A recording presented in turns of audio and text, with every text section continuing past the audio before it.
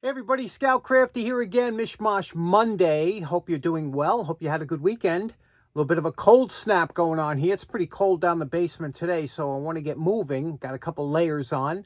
A few things to talk about. First of all, I do apologize. We had the scammers are back again. They hit different channels at different times across the YouTube spectrum, where they'll come up and leave a comment saying you won a contest and, and contact them on Telegram or some crap. So obviously, anytime you see something like that, just ignore it. Coming from New York, New York, any of the big cities, we've got a lot of scammers. And, I used to drive, as you know, some of you, I used to drive a New York City bus here. And there was always people trying to scam you to get on the bus for free or whatever. And you could tell right away when somebody is actually in need of a ride or somebody's trying to scam you. And it's always funny because it was after a while, after a couple of years, you could see it. You could see the person online. When you pull up and there's 10 people waiting to get on the bus, you'd say that fourth guy is shady. He's fishy. There's something going to go on. Sure enough, the guy gets on. He's like, he's looking around. He's like, listen, I don't got the money. Yeah, and you knew right away. Guy's got $100 sneakers on. You know what I mean? He's got a watch, a nice watch. And this guy's telling you don't have the money. He's playing a game. But what was really funny was every once in a while, we used to get people that would try and sneak on the rear door. And that was my favorite because we have mirrors. There's a mirror that, your rear view mirror, like above the windshield, that goes back to a mirror that's tilted above the rear door. So you could see, God forbid somebody falls when they go down the rear steps, that you don't drive off. Even though there's a lock that you can't move with the door open, still you want to make sure nobody gets injured, whatever the case may be. But sometimes I'd be loading up the bus, you got both doors open, and all of a sudden you'd see somebody sneak in the rear door and crouch down. That was always my favorite. Because what I would do, I'd close the doors, lock them, as if I'm going to pull away. Then I'd pull the brake up, and I'd walk back to the rear door, and there'd be a guy crouching down there in the bottom, trying to hide, right? And it was so funny because my favorite part was shaming them. It wasn't the effect of, these weren't people that needed a ride. These were just people that are trying to get over. So I would stand there and the guy he'd be crouched down like you're hiding, and then you catch him and you say, hey, and he'd look up at you and I go, let me ask you a question. Don't you feel stupid right now? And then the guy would turn around. They all did it the same. And they would try and push the door to get out, the rear door, but it's locked now. So they're pushing and pushing. And I say, oh, and I say, don't you even feel more stupid now? And by this time, the guy's like just, ridiculously embarrassed. So I say, come on, take the walk of shame. And he'd have to walk out the front door. It was so funny. I'd walk him up the whole bus, let everybody take a look at him, and then out the front door. And then, of course, as I was leaving him, I would give him the traditional beep, beep of the bus horn, which would just make everything all right. Icing on the cake. So just funny. There's always scammers out there. If these people would just put as much time into getting an honest job, then they put so much time and effort into trying to scam other people and get over. Instead, just get a job, please. Okay, with that, a couple things to do today. First of all, I wanted to, it is Mishmash Monday, and, we are doing that contest, the 2x4x12 contest, and having a lot of fun with that. I saw a car. This guy sells this car online or whatever. It's a company, and I just like the lines of this car. And I said, I want to make one like that. It had kind of oversized tires, kind of whimsical looking. I said, I want to make something like so. So let me show you. I'm going to knock out those tires today. Show you what how to make tires like that using some just scrap lumber around the shop. Let's go. Here is a piece of scrap wood that I found while I was on one of my walks. It's a 3/4 inch by 3 3/4 probably pine, but it would make for some good wheels. And to do that, the first thing you have to do is always remember where the knots are. Now, knots travel differently depending on where the wood was cut from. Here you have it over here, but if I turn it over, the knot is an inch over. So this whole area is kind of useless, but that's okay because we're going to cut it into small sections. So the first thing we want to do is get out our compass and make some circles. One of those tools I bought years ago. I paid good money for this, especially for a compass. It was made by Gladstone Tools, and this is just, what a beautiful tool this is to use. So we'll just mark some circles here, and I'll show you how we're going to cut them out. Now, to make a circle, just put your point of the compass in somewhere around the middle, and you could just bend this around like this, and it's very easy, but just keep that center point stuck in there tight. And when you have that circle, you can move it over, and we'll make a couple. Always remember where that center point is. Now here we have 5 circles drawn out. It's always a good idea to give yourself an extra one just in case you screw up or the grain isn't what you thought it was going to be. Now we're going to drill a small, remember what I told you about, don't be so quick to cut these into small sections, because you can handle the wood much easier than trying to grip a small piece. You can handle this. So we're going to drill holes through each one of the center dots here that our compass made. We're going to drill a very small hole.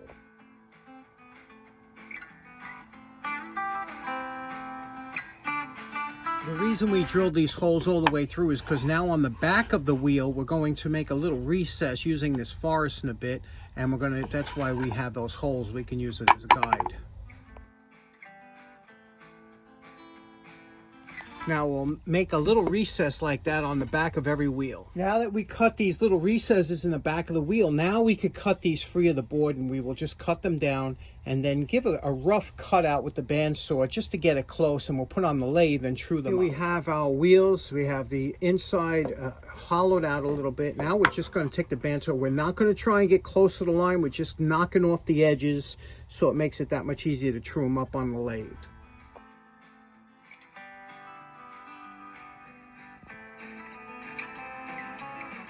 Now you can see I was very close not to touch the line because we're going to do that on a lathe. But the other reason I don't want to get it too tight is because this blade is about 3/8 of an inch wide, and that's about the tightest radius you can make with this blade. You do not want to force the blade, because the blade has what's called a kerf, and a kerf is where each tooth goes one way or the other. If you put too much strain trying to make that tight radius, you take away the kerf, you bend the kerf back, and then that's when you have problems with it cutting and other things like that. So let the blade do the work, don't force it, and especially if you have a wide blade like this, don't try and get too tight of a turn on your bandsaw. Okay, we're over here at the lathe here, and you can see this is the chuck. Now this chuck closes and opens, and this little jaw here will fit around that hole. That's why we made that hole first. So what we're going to do is we're going to place that little recess flat against there, and what we're going to do is we're going to open the jaws up. Instead of usually you close them, you're going to open them up, which will put a tightness tight. Now that's solid in there. Now what we're going to do is we'll turn the lathe on, and you can see it's going to run a little bit untrue because we haven't. Now we'll just true that up real quick with our tool. This is real time.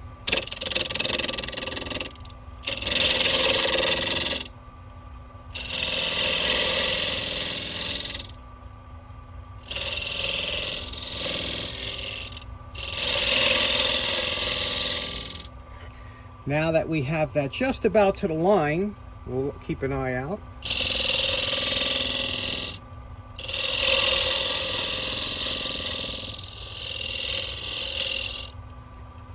There we go, we're just about to the line, and then all we have to do is we can make our marks where how wide we want the hub to be, and then we'll turn the outside of the wheel to make it smooth. Now that we trued up all the wheels, in order to get how we make it as wide as we want the hub to be, which is, I picked this size, we'll turn it on here, put this in that hole, and now that's how wide the tire is going to be and the hub for each one.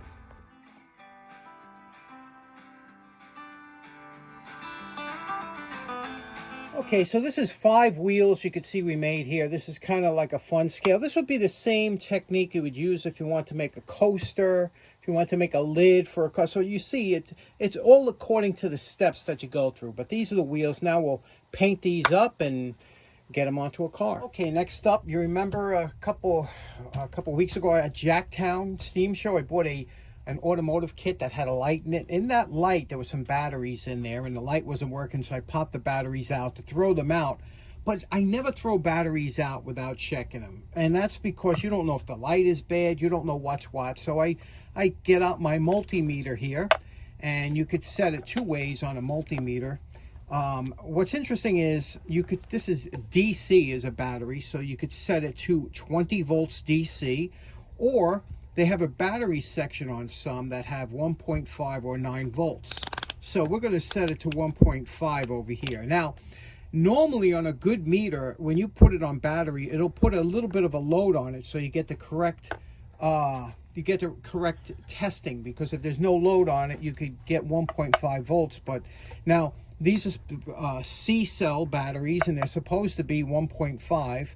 And you can see here we're registering 1.520, which should be, that means the battery should, can you see that? The light's getting to the, it's kind of washing out the one where the one would be. See that? 1.520.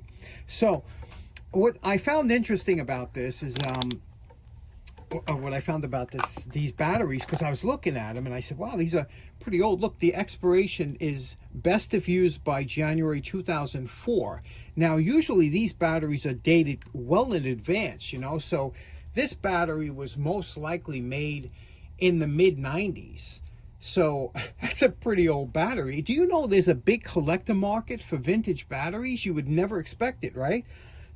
People collect vintage batteries. But here's an old Energizer, and here, this is something that this is what made me stop and look at the batteries. Do you remember these? This is called a Duracell, and it had the power check feature. You see that power check? And what you would do is you would press this dot here, and you would press this dot here at the same time, like this, and what would happen is a little bar would go, see underneath there's a little clear window, and that would glow green to show you had a good battery cell. Now, even though this tests at 1.5 volts, again, I don't think it has enough to carry any load, but these become collectible because they don't make them anymore, and guys actually collect batteries. Pretty interesting. But imagine that, you know, having the batteries, they look kind of new, but they're old batteries. Okay, next up, something I found pretty interesting. A couple weeks ago, my cousin called me up. She was kind of in a panic. Her pipes froze. A couple pipes were close to the wall, and what happened was I don't know I guess with the heavy winds we were having in the cold weather, it froze one of the pipes, and then when it thawed out, she had a big leak, and I had to go over there and shut off the mains and everything. Now, I thought you'd find it pretty interesting to know actually what happens when a pipe freezes, or what they say when you get a pipe that's frozen. Here's a typical like copper pipe you might find in a residential area, and here's a drawing. Now, let's say that what you see here is the block of ice. Let's say ice formed in the pipe because of some cold getting through a crack in the wall, which I think is what happened with her. It was out in like a foyer, and some cold air got and froze this section of pipe. Now, when I was a kid, I always thought, because we all know when you see an ice cube tray, you fill it up, and the tray, the ice cube grows because it expands. Water expands by about 9%. So what happens is, I always thought that the ice broke through the pipe, but that's actually not the case at all.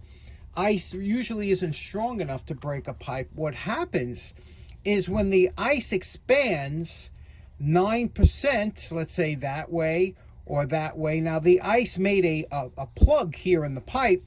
Now, as it expands, as it's starting to grow, it's pushing both. And so what happens is, especially if there's water in here, you know, hydraulic pressure, but even the air pressure, this builds up with tremendous pressure in the pipe here until it finds a weak spot. And that weak spot could be a dimple, a scratch in the pipe. It could be something else. It could be a seam, or it could be where the pipe threading is. A lot of times that happens because when you cut threads in a pipe, you're taking away, you see, you're removing a section of that pipe to cut the threads. So a lot of times you'll get a break in the thread area.